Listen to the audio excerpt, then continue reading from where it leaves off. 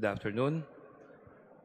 First of all, I would like to thank Monsignor Rolly de la Cruz and Father Viel for having invited me to preside over the Holy Sacrifice of the Mass here in the Manila Cathedral. And it has always been, for me, it's a privilege and an honor to be able to celebrate the Mass in the Cathedral, the seat of the Archdiocese of Manila. This is only my second time to celebrate the Mass in the Cathedral. The first time was during one of the funeral masses for the great and the late Jaime Cardinal Sin. So it's a long time ago, and I'm happy to be able to celebrate one of your novena masses to Our Lady of the Immaculate Conception. You know that there are four Marian dogmas. This one is the Immaculate Conception, and Mary is the Mother of God. Mary is a virgin before, during, and after parturition. Mary is the Immaculate Conception. Mary also is the Assumption. There are only four Marian dogmas, only four. And these dogmas have been misunderstood by some of our Christian brothers and sisters. I know because I work in the field of ecumenism, and I try to explain to them. But the Immaculate Conception is a very Catholic teaching. And sometimes they would accuse us of appropriating something of Jesus Christ, something which is proper to Jesus Christ, and appropriating it for the Blessed Virgin Mary. I would say that this is a misconception, and this has been clarified by the recent document issued by the Dicastery for the Doctrine of the Faith last October 7, 2025. The title is Mater Populo Fidelis, the Mother of the Faithful People of God. So I would advise you to please read a little bit these doctrinal notes on certain titles of the Blessed Virgin Mary. If I may say in Tagalog, walang gustong kunin si Maria na sa kanyang anak lamang. And she would always point to her son. This is my son, this is my son. What is the dogma of the Immaculate Conception? The dogma can only be understood if we are to relate it to our Lord Jesus Christ. And the dogma is also related to the doctrine on original sin. We have to look a little bit into the dogma of the doctrine of original sin. So my question for you is this: is original sin a sin? Kasalanan ba yung kasalanang mana in a true and proper sense? Is original sin a sin? Yes or no?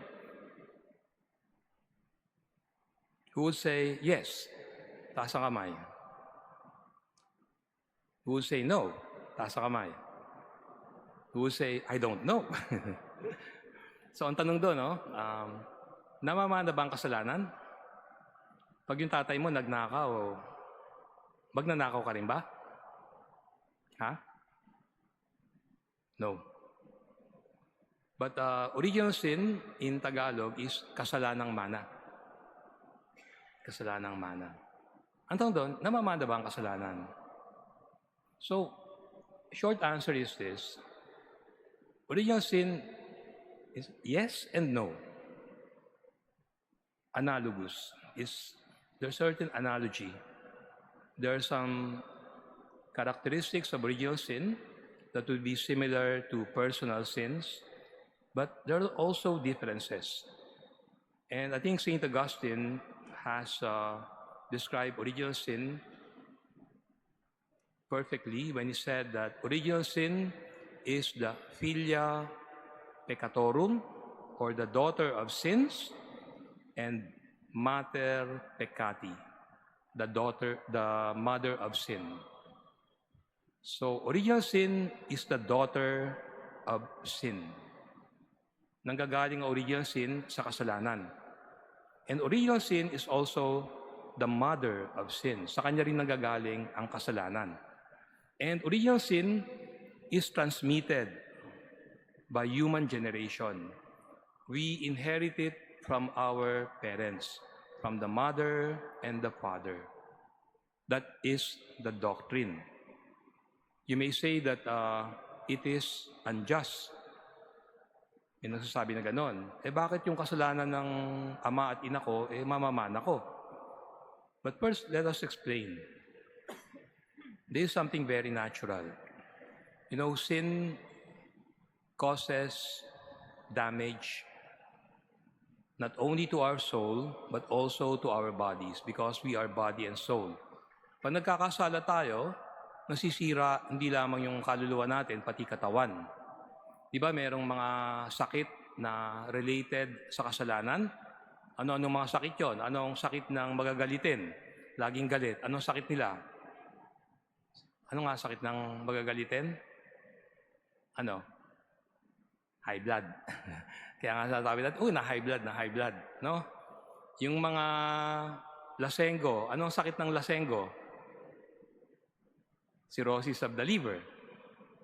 Meron no? Ano ang sakit ng yung gluttony, yung mga matatakaw? Yung bira ng bira. Anong sakit ng mga matatakaw? Naku, marami. Diabetes, marami, no? Ano ang sakit ng, yung sabihin natin, no? Mahilig sa sex maniac. Ano ang sakit nila? Naku, marami. Merong syphilis, merong gonorrhea, HIV. So, sin destroys not only the soul, the spirit, but also the body. And there are some traits specific to the commission of sins that would be passed on from generation to generation. Yung pong tatay ko, magaling po sa mathematics yon. Yung mga anak ng tatay ko, kami, 4 kami, 3 engineer, 1 accountant. Lahat kami magaling sa math. Ano yung mekanismo nun? They discovered maybe 30 years ago, using CT scans, that certain areas of the brain would be very active in doing certain intellectual chores. Sa CT scan, mapulang-mapula. For example, music and mathematics would be in the same area. So what would happen would be the neurons of the brain would align themselves in such a way that we would be facilitated in being good in music if we always practice music, and being good in mathematics if we always practice mathematics. So the more you practice, the more you become very good in one thing. Nagiging magaling ka ron. Yun pong mga piyesa ko na tinugtog sa piano nung bata pa ako, hanggang ngayon natutugtog ko pa kasi pinapractice ko lagi. Ganun na yung mga neurons. What about sin? Sino sa atin dito ang nagkakasala araw-araw? Taas ang kamay.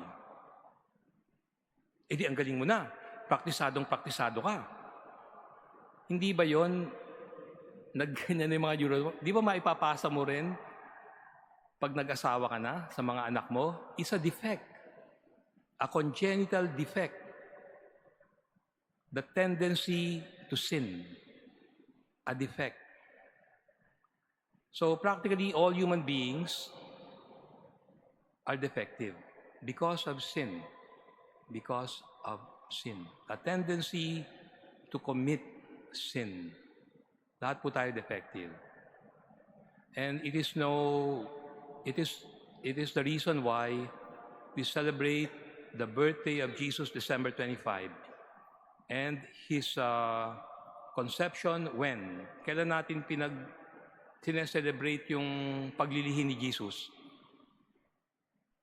Kailan? Buti na lang alam. March 25. What do we celebrate March 25? The Annunciation. So what do you notice about March 25 and December 25? 9 months exact. Why? Because Jesus Christ is the perfect male. the perfect man. Even the time he spent in the womb should be perfect.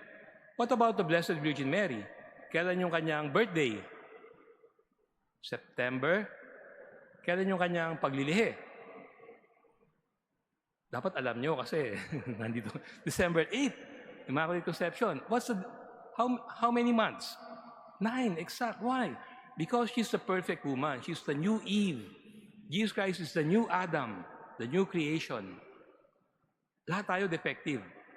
Ako, sumobra ako ng araw. Pero isang araw lang naman. Ewan ko kayo. Iba sa atin, sobra-sobra, but all of us are defective. Another question is this. What is more normal for human beings? To sin or not to sin? Ano mas normal sa tao? Magkasala o hindi magkasala? Ha? Sino sabing mas normal yung magkasala? Sapagkat kami tao lamang.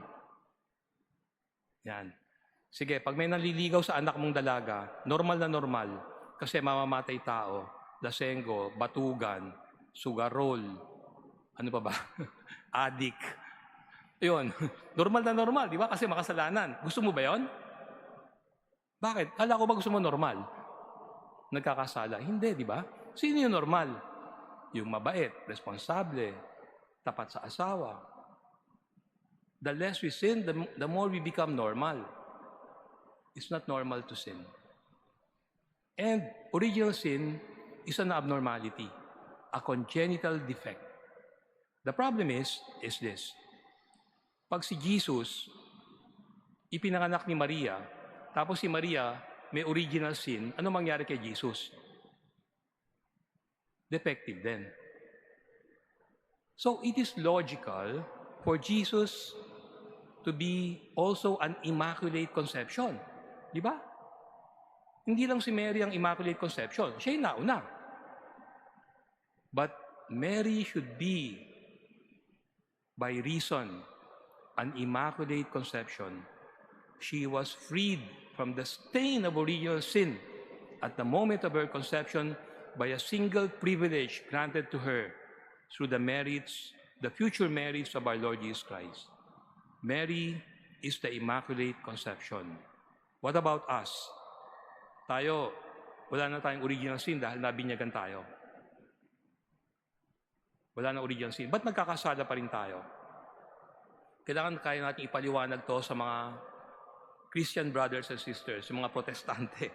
Kasi tatanungin nila tayo, ba't nagkakasala pa rin tayo kung nabinyagan na tayo, tapos wala na tayo dapat kasalanan? You know why? Because our bodies and our soul have been so damaged by sin that it would take time to repair that damage. Parang nangyari sa Iraq. Dumating yung mga Amerikano, winasak ang Iraq. Wasak ang Iraq. Tapos umalis na yung mga Amerikano, wala nang original sin, sira pa rin ang Iraq. Kailangan ayusin pa rin, no? And how are we to do that? By avoiding sin and embracing the virtues. Ano lang po yan? Vice and virtue. Vice would be doing the same thing over and over again. And that thing would be something evil, something harmful, yung bisyo. Pag ginawa mo ng ginawa yon, bisyo na yon, a habit. You do the opposite of the vice, the virtue. And the more you do it, the more it becomes second nature. Yung pong habit, para siyang gripo. Buksan mo yung gripo, hayaan mong tumulo, makita mo gagawa ng kanal yon. Pag hindi mo pinatay yung gripo, yung kanal lalalim na lalalim. Paano mo mapapahilom yung kanal? Patayin mo yung gripo. Tapos maya-maya makita mo humihilom na. The Blessed Virgin Mary is the Immaculate Conception.